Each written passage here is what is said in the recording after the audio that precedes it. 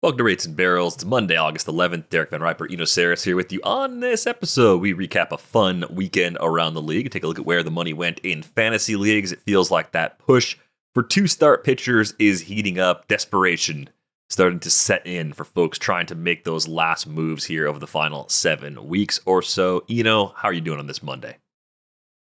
Doing good. It was the last weekend of summer for the boys.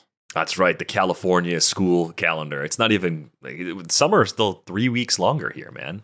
We still have a lot of time. I don't know why it's hot here. I don't know why we're going back, but we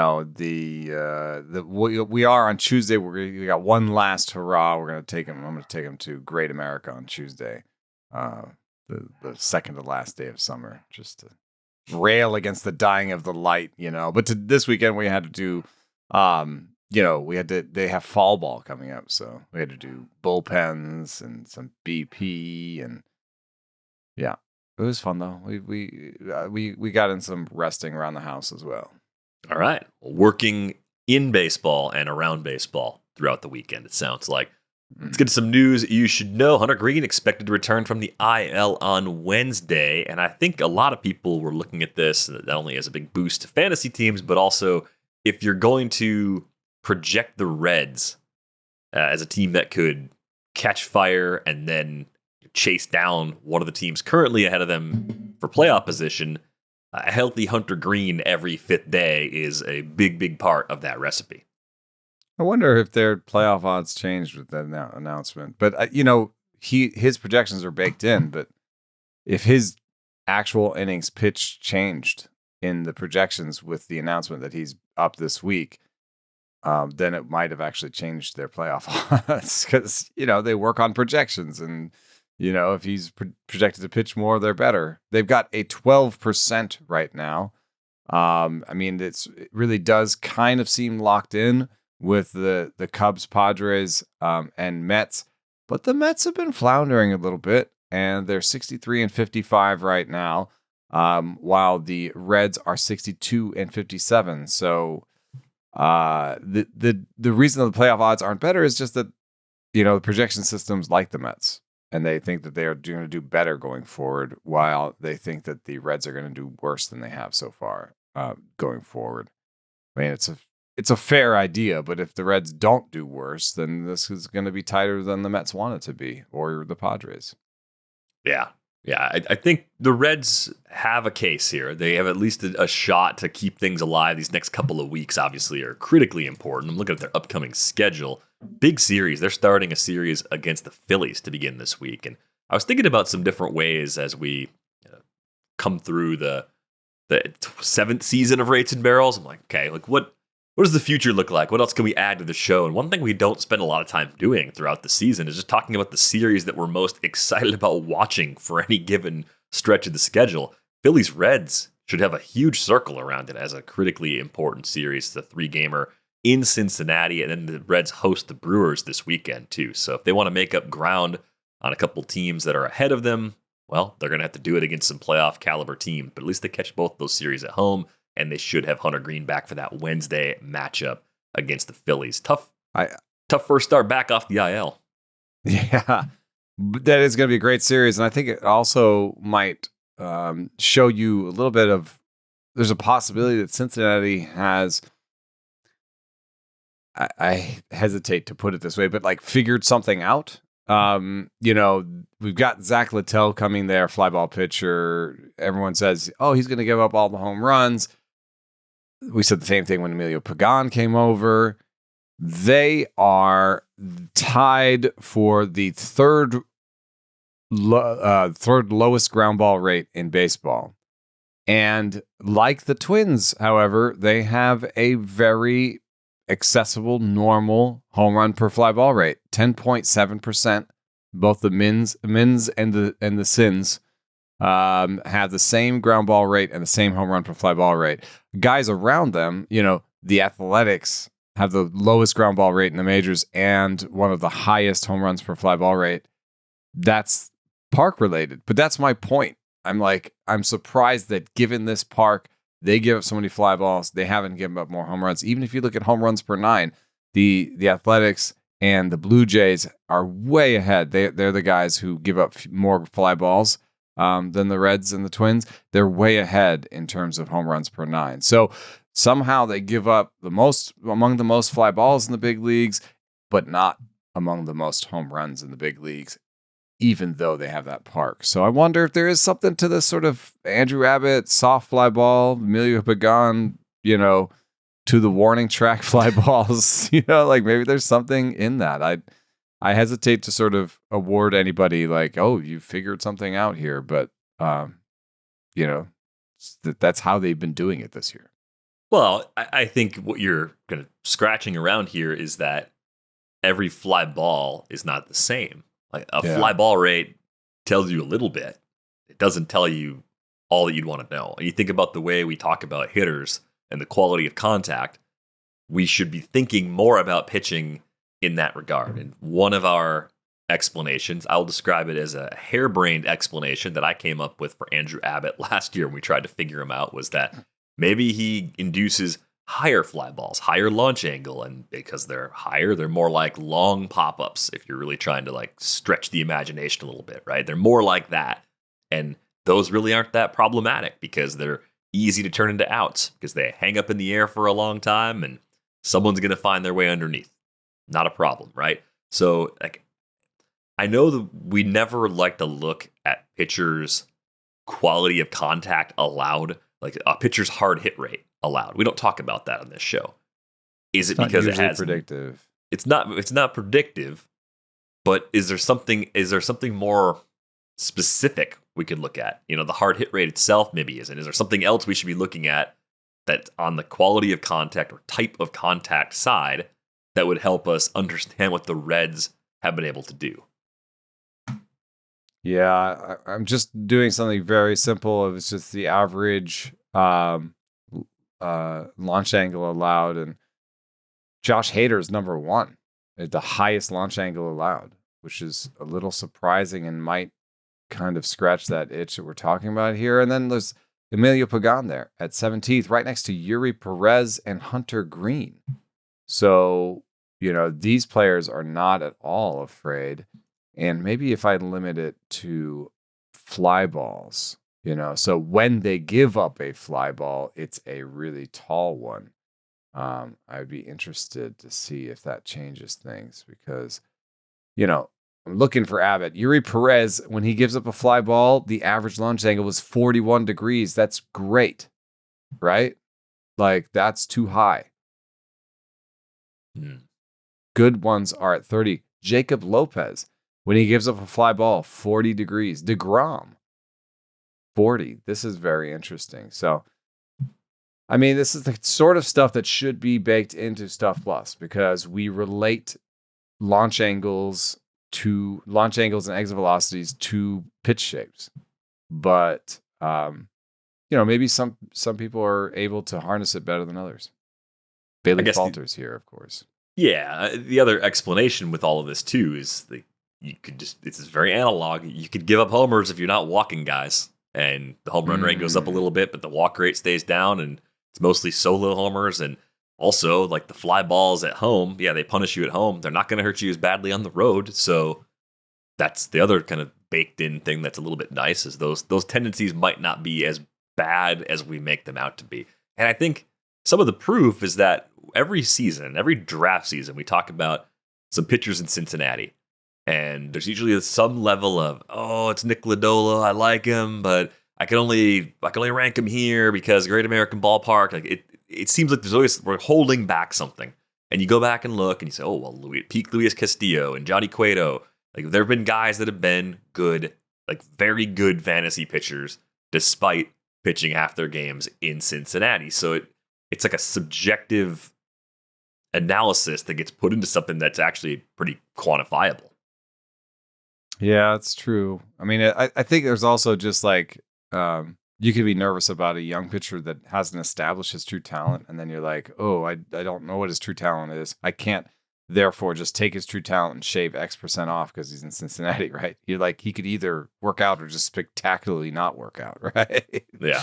So once they've established themselves, like I didn't have any problem with Hunter Greene once he sort of established himself, but I still was worried about ranking. I don't have many. I have 0 Emilio Pagan shares.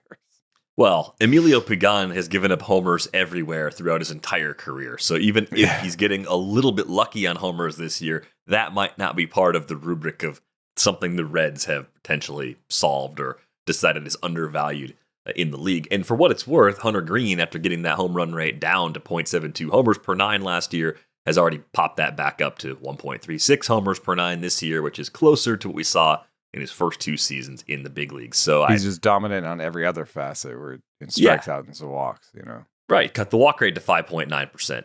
He's lived in the 9% range for all of his career. So excited to see Hunter Greene back and excited to see what happens in those Red series. Both Red series this week, I think, are going to be the must-watch variety.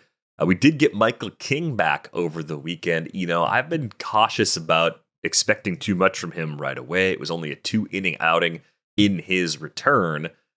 Aside from the brevity, was there anything in the pitch mix or within the stuff that gives you some pause about King as he kind of rehabs on the fly? I mean, it was his worst velocity of the year, but it was within, a half tick of where he's basically sat all year, 93.0, and he's been a 93.6 all year.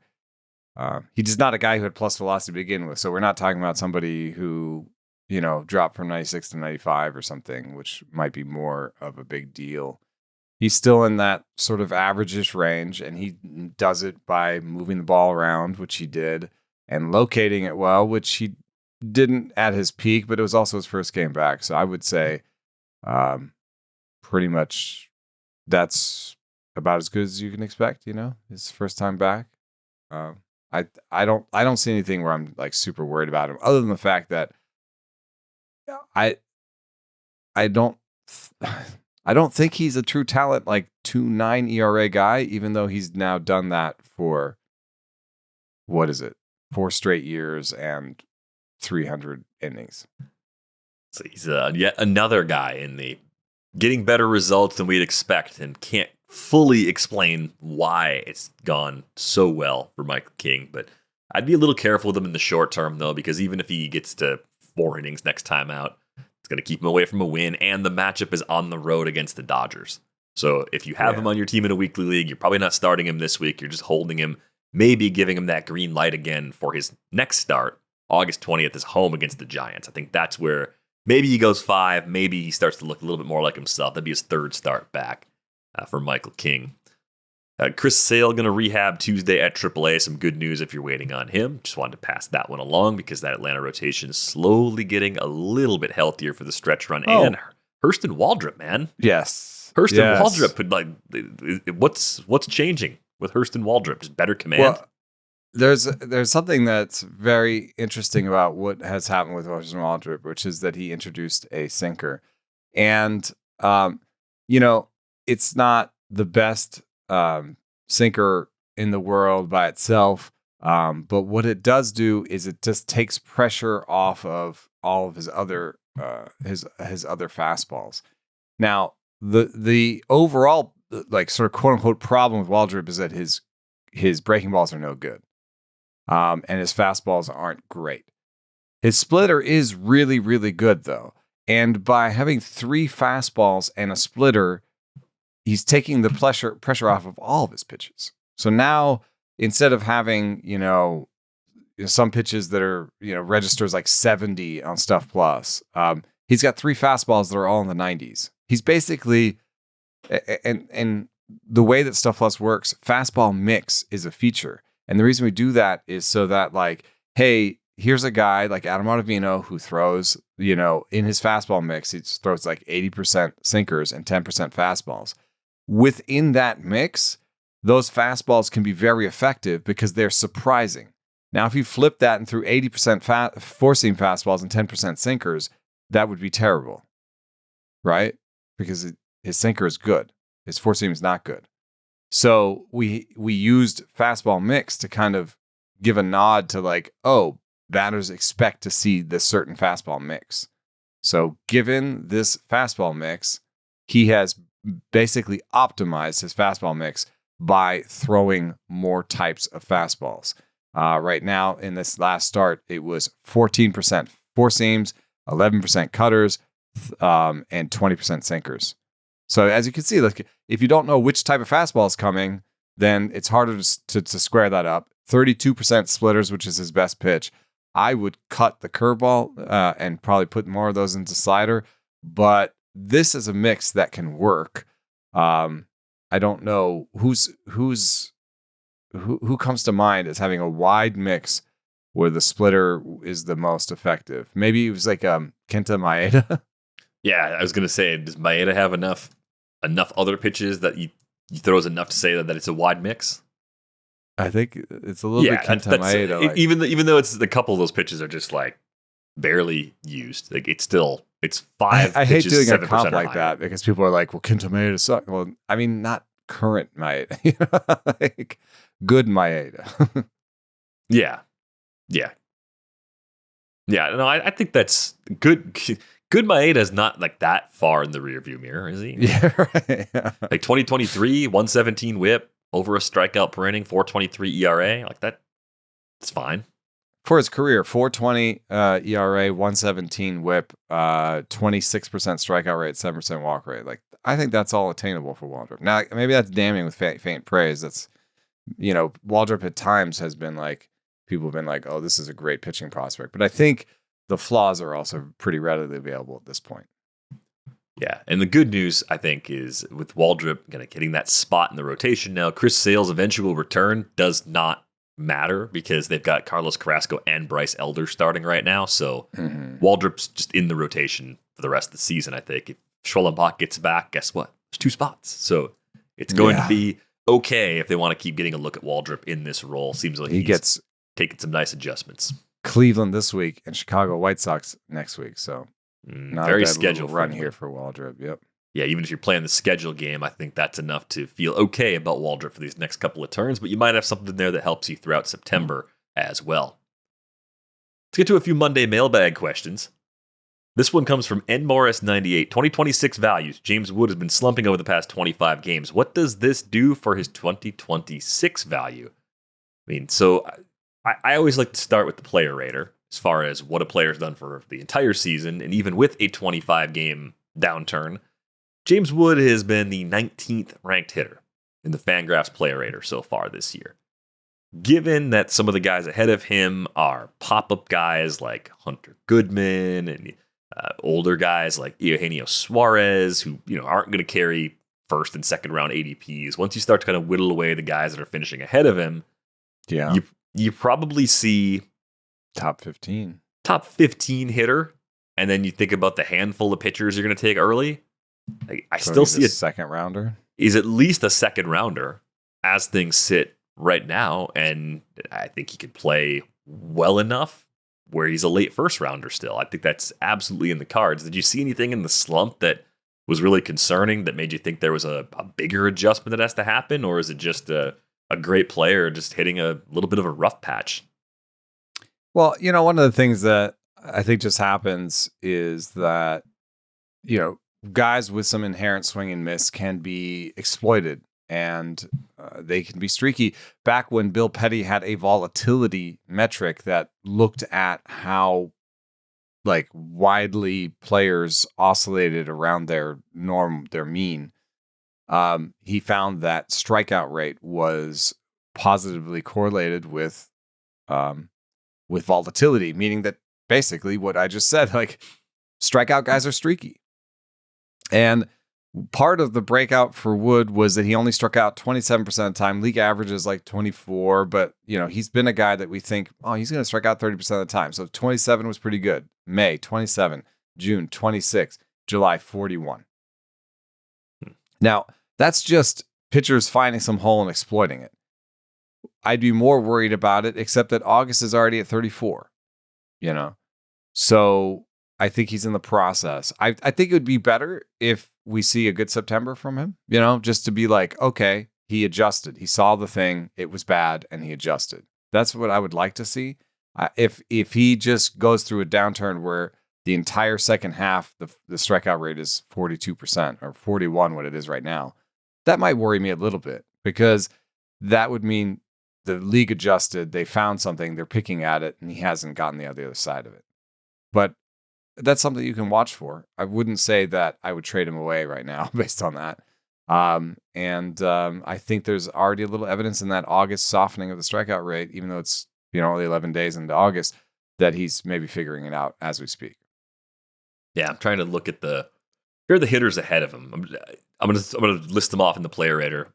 Just kind of like raise your hand or speak up when I say a name that you would definitely want James Wood ahead of if we're thinking about 2026. Cal Raleigh, number 1 in the player rater. You want Raleigh over Wood for next year? Yeah, I guess. Okay, Yeah. I figured. Aaron Judge. I mean, I'd play a lot of 2-catcher leagues, so probably. Yeah. Well, we're assuming a 2-catcher league. So, okay. So the top 4, Raleigh, Judge, Ohtani, Ramirez. Obviously, all 4 of those guys ahead of James Wood, right? Mm-hmm. Kyle Schwarber. I would want Wood over Schwarber, yes. Yeah, Schwarber's number 5 in the player rater right now. I don't know. I think it's been good, but Ellie? My bold prediction was that James Wood was this year's Ellie, but Wood is not stealing as much as Ellie. So I think I'm going to stick with Ellie. PeteCrow-Armstrong. I think I'm taking Wood, man. You're taking Wood over PeteCrow-Armstrong for 2026? Because they have some similar flaws in terms of the strikeout rate, but Wood is doing what we expected when it comes to power and speed, and PeteCrow-Armstrong is overperforming what we expected power-wise.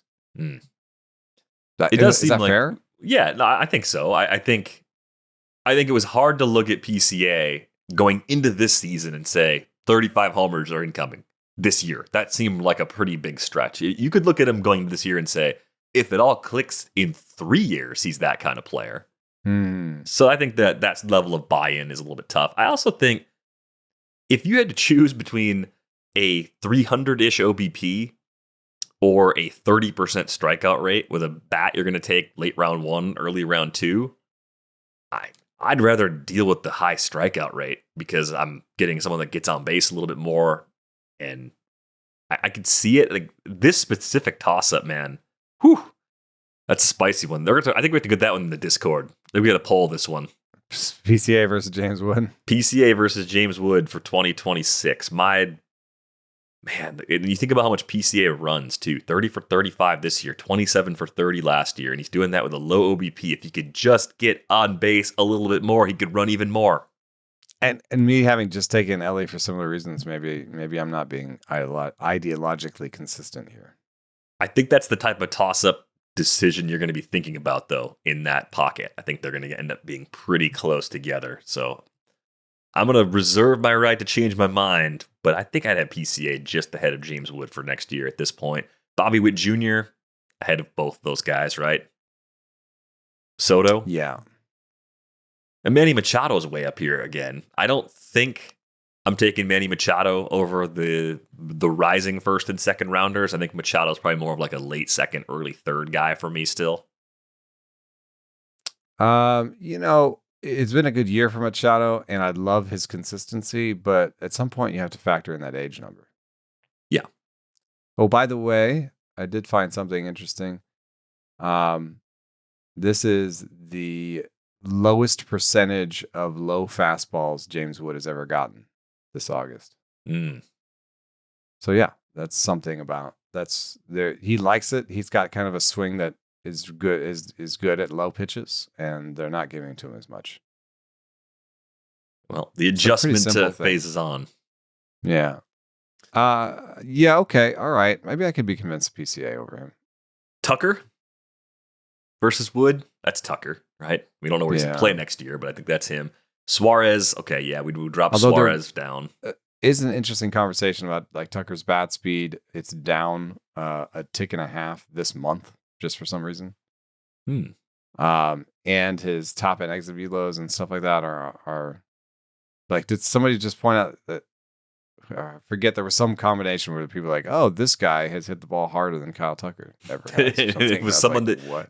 Yeah, it made you concerned about Kyle Tucker, I think is what it did. It didn't make you excited about the other guy.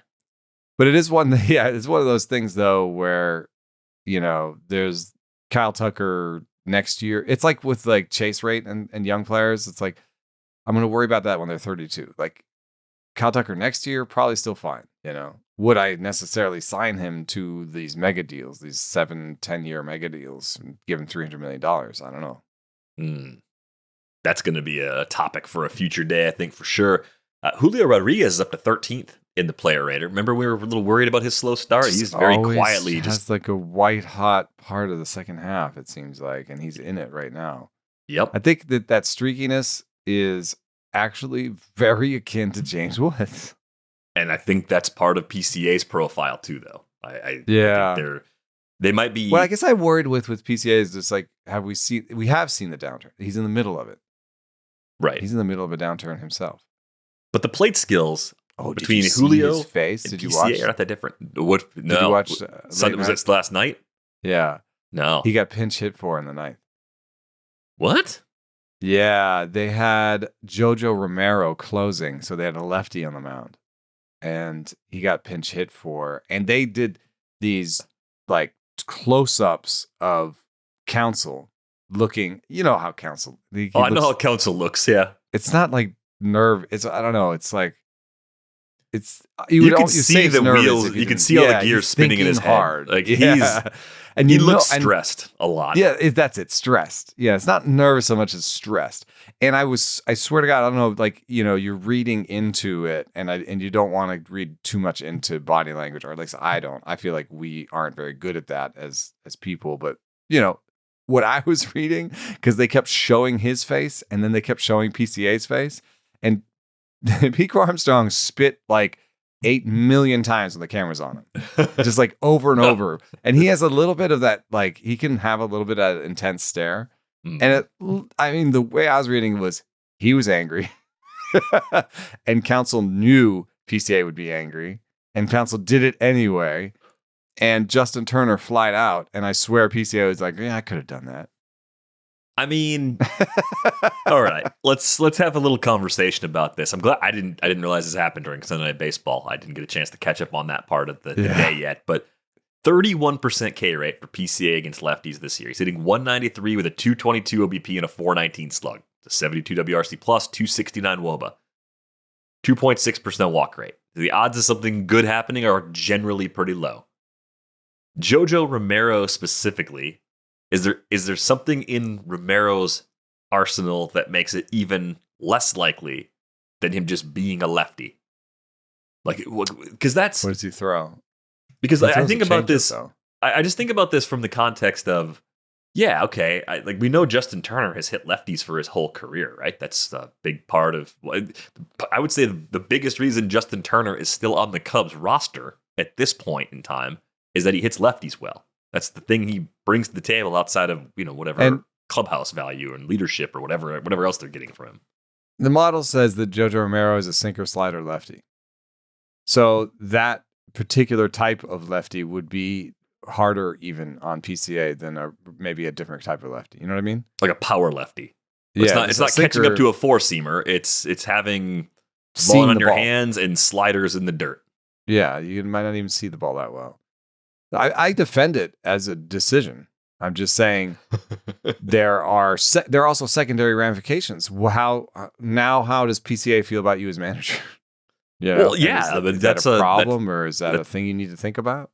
Yeah, that's something that hopefully over the course of your season, you've done a good job building a relationship in a way where you have some trust. Now, your best players should want to be in those situations. So even if you had that rapport, wouldn't it be kind of weird if PCA was just like, okay, I'm just gonna get some seeds and just hang out and cheer for my teammate over the railing, like, and be smiling? That doesn't seem like the things that enable him to get to the level he's at. So I get why he's mad about it.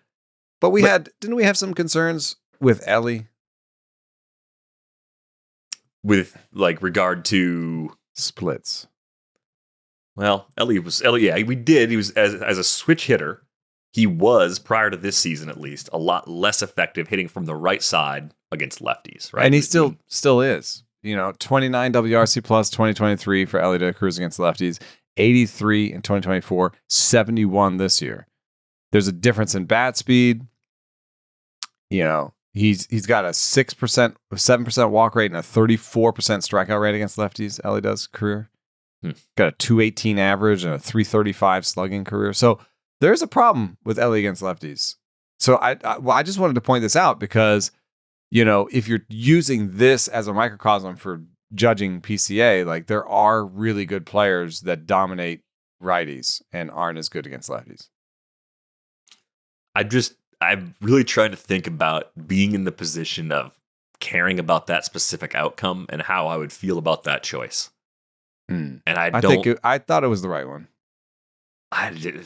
Man, I don't know if it's because he's my age or what, but for Turner though, like, I don't know, man. Like, what is the expected outcome for Turner right now? Turner's bat speed projections say 92 WRC plus, but his steamer says 105. So 105 WRC plus platoon neutral projection, you'd expect him to be a 115 WRC plus guy against lefties. You're not expecting a 115 WRC plus out of PeteCrow-Armstrong against lefties. No, I know. I guess I'm reluctantly on board, and I understand PCA's frustration given the circumstances. I think I'd have been very mad about that too. We got James Wood. Even if we take PCA over James Wood, like we're settling in to James Wood, already being maybe a top 10 hitter if you project some growth for him. Right. I do think that the next month matters how much growth you bake in and how much you're worried about the strikeout rate and about what happened in the second half. All right. Well, there was one other question that came in with the snuck in a double. Nice work by Ed Morris. Jeremy Peña. Do we expect this level next year, or is there going to be regression? And the natural response I have for anybody that has a career year is there will be some regression at the very least, because we're seeing a level from Jeremy Peña this year that we've never seen before. We're talking about 150 plus points over his previous OPS levels, right? There have been some underlying changes for Peña, so I don't think it's everything crashes back to earth scenario, but I do think he has shown a propensity to chase throughout his entire career. I think chasers are streakier players in general, and I think we're getting that slightly above the expected level of improvement sort of outcome from him right now. Like 315, 372, 487, that does not sound like a line Jeremy Peña is going to hold beyond this season. But the projections have moved off of what he's done for his career. The projections probably paint the right picture here. The BAT-X has 276, 325, 425. And if this season had never happened, those would be 10 points above his career average. That'd be the highest OBP of his career and the best slug of his career. So, like, there's legit improvement here, but it's like half as much as you'd expect relative to the results he's put up this year. Also, I just don't. The bat speed's already declining a little bit. He's 27. I think that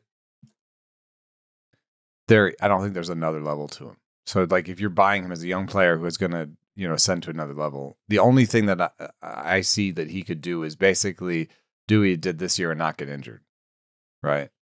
And have a full season where he hits 300 and he's healthy all year, and maybe he gets to 20 homers and he gets to 25 stolen bases. That's the absolute peak. But what he did this year on a per level is that basically. Yeah, I don't think you're getting it with the average like this year, though, if you get that power speed combo from Jeremy Peña over a full healthy season in 2026. Nice step forward, though, and good to see it from a guy that we thought we had really sort of figured out prior to this season. Thanks for those questions, Ed Morris 98. We have another question from A. A wants to know, is it time to believe in Jo Adell now and forever? Definitely not forever. Did A get married recently, or I want to know a little more about the backstory here. Yeah. A's thinking about wedding vows. Right. I mean, I think that this could very well be Jo Adell's peak year. He's 26 years old. They're giving him, basically everyday playing time. He's, shaved the strikeout rate down to just slightly worse than average. The walk rate is, the second best he's ever had. The barrel rate's the best he's ever had. Hard hit's the best he's ever had. there's a lot of good signs in there, but he also has a 296 OBP. And for all that he's done, this is a 110 WRC plus, which with most projection systems projecting worse going forward. So this I think he's a corner outfielder. I think he's not a center fielder. This is a really tenuous group of players. When you talk about players that are 5 to 10% better than league average with corner outfield defensive ability, it's not a group that baseball at large really values. It's a slightly above average with the bat corner outfielder who has flaws. The best projection has him for a 312 OBP. What's league average? League average. I don't know. Why don't I have no league average OBP right in the top of my head? Was it like a 308 or something? 316. 316. So it's a below average OBP. Okay. That's a below average OBP no matter what. So he's just, he's got these flaws, and I think that he's done a lot of good to get where he is now. And in certain cases, if he's cheap, I'll have shares of him next year, but I won't. I'm not going to go all in on there's another level, or I don't even know if I can just put him down for 230 and 35 homers again next year. Also, where have the steals gone? I think that he had some, hamstring injuries this year? And maybe hip too. Yeah, he was hurt earlier in the year, and the sprint speeds dropped off a lot. So I think I'll give him a pass on the speed. I actually think if he's going to exceed expectations next year, it's because he keeps his playing time and then gets back to running again because he feels good. Like that. That actually is something I could buy into. Thinking about how people are going to draft Jo Adell next year, if Jo Adell costs as much or more than Elliot Ramos did this year, there's no chance he's on my teams, because I do think the low average, low OBP profile is extremely risky. I agree with your assessment of his defense, and Ramos ended up being a reasonable bargain, I think, or at least a break-even sort of player. He was going around that pick 175, pick 200 mark. So if that's where Adell's going, like after pick 200, I might actually be in, because I think he could run a little bit more. And it depends on the kind of team you've built. If you've got a team that's got some room for average to go down, then maybe it makes some sense. But I'm like you. I'm not necessarily going to be shocked if this is the very best of Jo Adell that we're getting here in 2025. The speed's going to be huge if he ends up exceeding expectations next year. Thanks for that question, A. One more here from Macro Dat Uprising. Looking for a logical explanation for Griffin Jax's bloated surface stats versus his metrics and his all too often bad games the last couple of months, other than the typical small sample size relievers. Unpredictability ERA is meaningless kind of explanation. So what do you think is going on with Griffin Jax? Why hasn't Griffin Jax been the lockdown elite reliever, at least by results, that we have expected? I don't know, but I have this graph. And this is a graph of his sinker and four-seamer usage this year. And obviously he's a reliever, so if you do it by game, you have like one game he threw 70% sinkers. I don't know what happened that game. But generally what you see here is that he doesn't trust his fastballs. And he's becoming more and more like, who's that guy? Was it Matt Wisler? The slider guy? That threw like 60% sliders. Yeah, that's Matt Wisler. Yep. Yeah, so he's kind of going in that direction. And I think just what happens is that if they know a slider's coming, they're going to be better at it. And then B, this is something that Dave Dravecki, I think. No, Dave Righetti. Sorry. Hey, there's amazing vowels and, I just like how you recovered. That was amazing. Dave Righetti told me about Sergio Romo. I was asking him about Sergio Romo, and I said, he just seems to, he's a great pitcher, and I'm not taking anything away from him, but like at some point, like he seems to give up homers more than I expect. And is there something about throwing that many sliders? Because Romo was one of the original, like, I'm just going to throw slider after slider guys, And he said, just you throw that many sliders, you're going to hang one. You know what I mean? And there's something about like, okay, you throw that many fastballs, you're going to hang, quote unquote, hang one. And what that means is just leave it middle. Well, if you throw a fastball and it's 95, 96, 97, like middle is not as scary.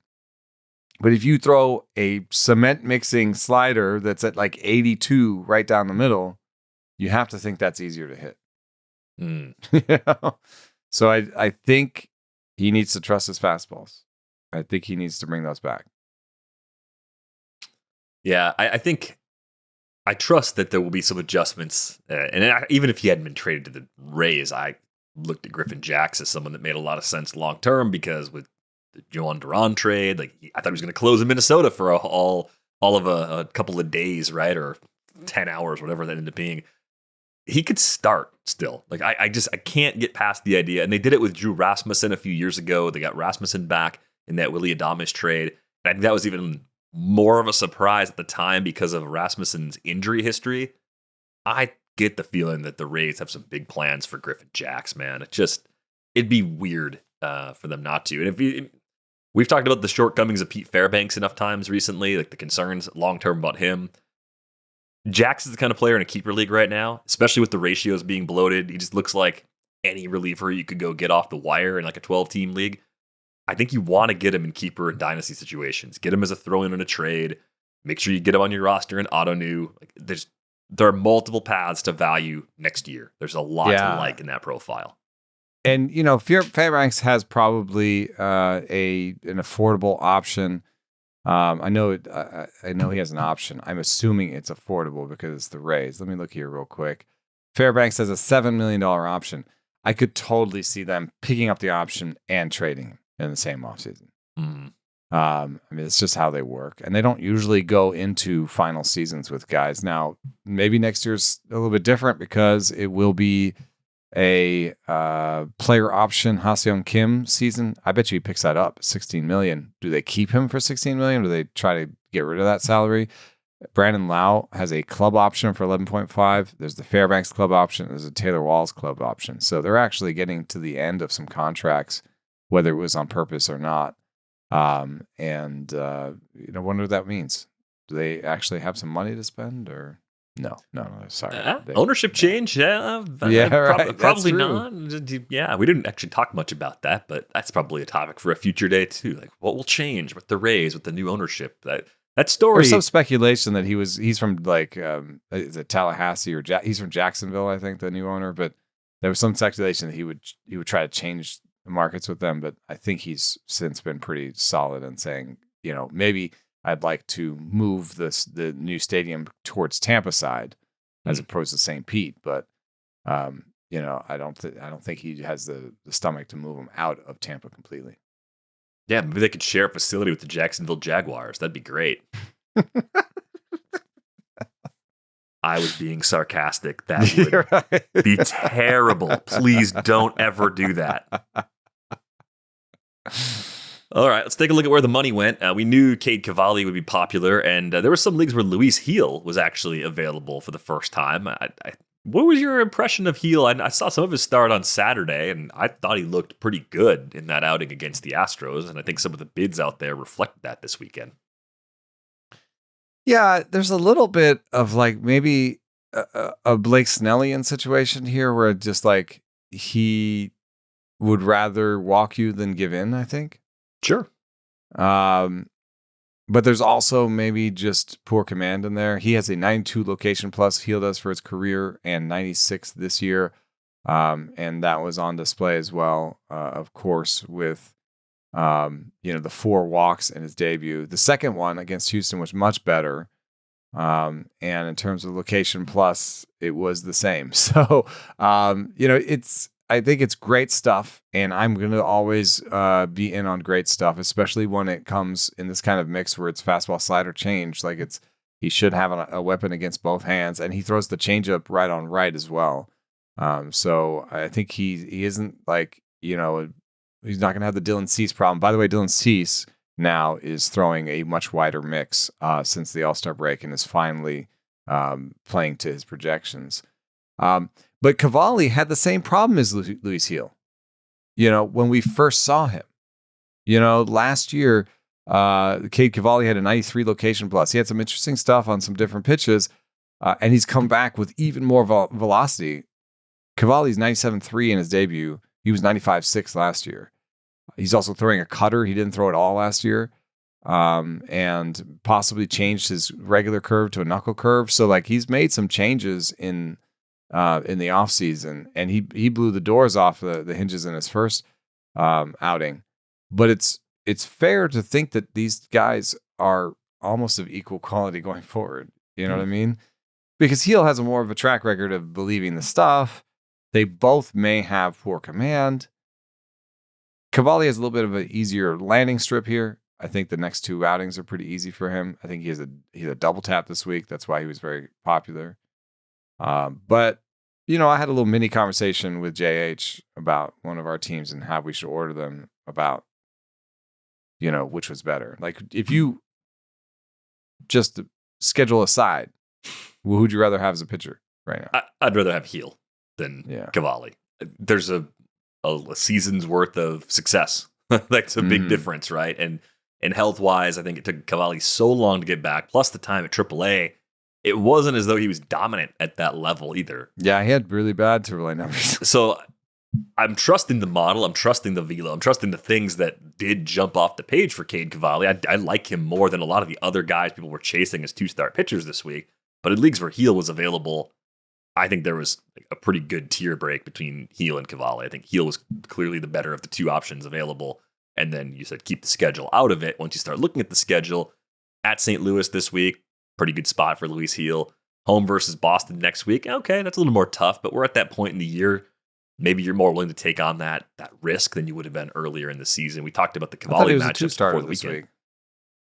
Heel started on Saturday, so he's not. I'm talking about Cavalli. Cavalli's two. Cavalli's got the two-step. So like this week, maybe Cavalli was better because if you needed the two-step, it's at KC on Monday and then home against the Phillies.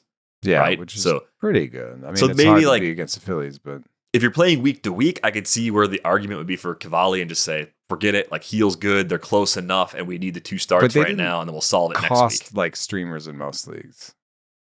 They cost a little bit more than streamers in most leagues. Right. Looking at the results from the main event. Bids there weren't as extreme because a lot of the money's been spent there. Oh yeah. But in the online championships, they were cracking triple we lost digits. Cade Cavalli 16-15 because we have like $106 left. It's so funny how Fab works like that. If you just had a little more self-restraint in April and May and June and July, we'd have Cade Cavalli right now. Which, probably would help, but I don't know. So you look at Heel versus Waldrep and Cade Cavalli. Like, I think I would have ranked them Heel, Cavalli, Waldrep. Yeah. Based on schedule, volume, past track record. But they all, I think, were worthy of being picked up. I mean, I think that's why we saw that group kind of lead the way. And I very quietly put Chris Paddock on some bid trees. I don't tell anybody, but again, desperation is setting in, right? You need innings, and he was one of those guys that I thought maybe could actually help me for this week because he's got the White Sox on the road for the first one, and then a familiar lineup with his former team with the Twins on the road for the second one. Yeah, I would rather him at home, but at least those matchups are doable for him.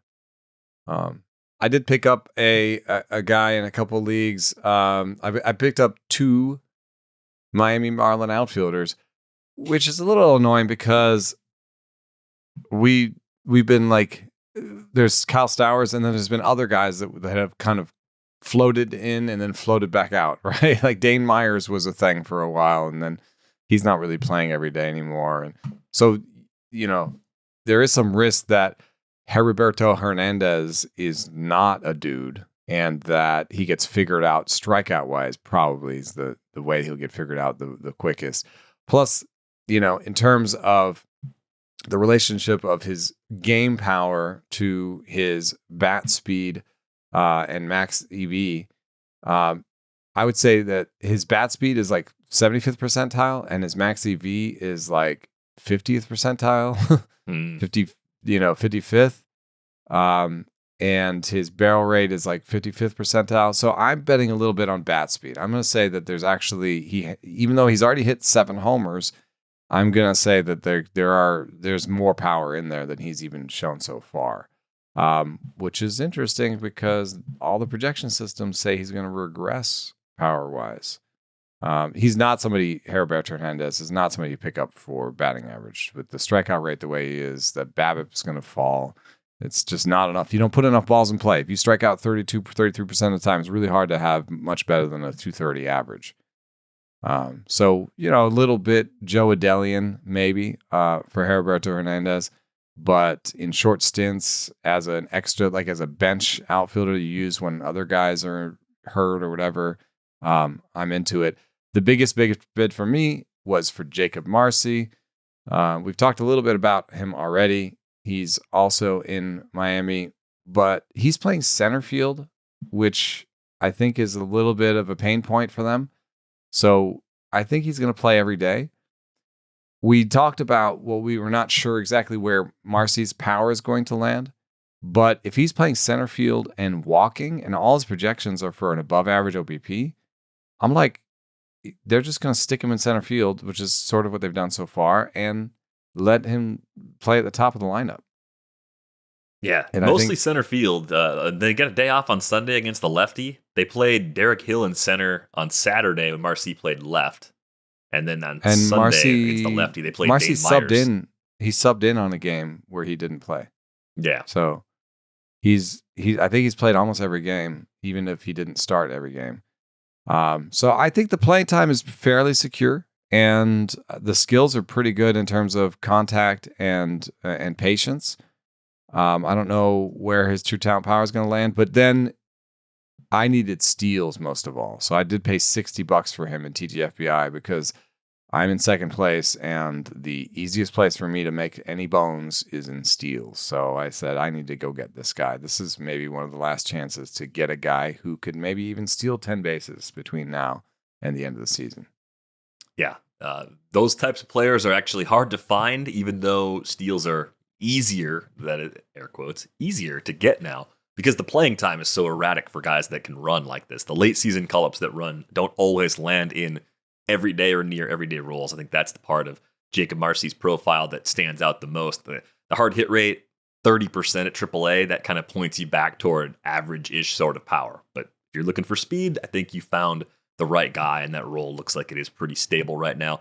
Heriberto Hernandez. Only 9 hitters are projected by the Bat X to have 10 stolen bases the rest of the way. So I'm saying that he has the chance to steal as many bases as like a Bryce Turing, which is, hey, if you could get Bryce Turing on the wire right now, you would. Of course. And then with Hernandez, he sits against some righties. He'll play against all the lefties, he'll play against some righties, so you have to just worry about the schedule, maybe leaking a start or two away. If it's a very righty-heavy schedule, let's say they have 6 or 7 games in a week and they're all against righties, he may start 4. So that's the thing you have to be worried about with Hernandez. Better chances of doing more damage against lefties. I think that Dane Myers' time's running out a little bit. He's 29 years old. He's a righty himself. He has a 76 WRC plus, and he's projected for like an 86. So I think Dane Myers is a sub. And if you had the two guys in your hands, given their age, given their power, and you would want to see more out of Heriberto, like if you were evaluating for the future, I think. Yeah, and I'm keeping an eye on the amount of catching that Agustin Ramirez is doing, because he was DHing a ton earlier in the year, and it looks like it's a little more of a 50-50 split, or even a little more time behind the plate, which is also good because it means that the outfield crunch is less of a concern for some of these more intriguing guys that have popped up. We need to go on our way out the door. A reminder, you can join our Discord with the link in the show description. I think we're going to get a poll up there for the James Wood versus PCA in 2026 to kind of see where everybody's at on that. If you're starting to think ahead towards next season, be sure to hit the like button on this video. Subscribe to the YouTube channel if you haven't already. We're closing in on a milestone. Maybe we'll hit it by the end of the year in terms of subscribers to the channel. If you listen to us on Spotify, Apple Podcasts, anywhere you can leave us a nice rating and review, we would greatly appreciate that. That's going to do it for this episode of Rates and Barrels. Thanks to our producer, Brian Smith, putting this episode together. We're back with you on Tuesday. Thanks for listening.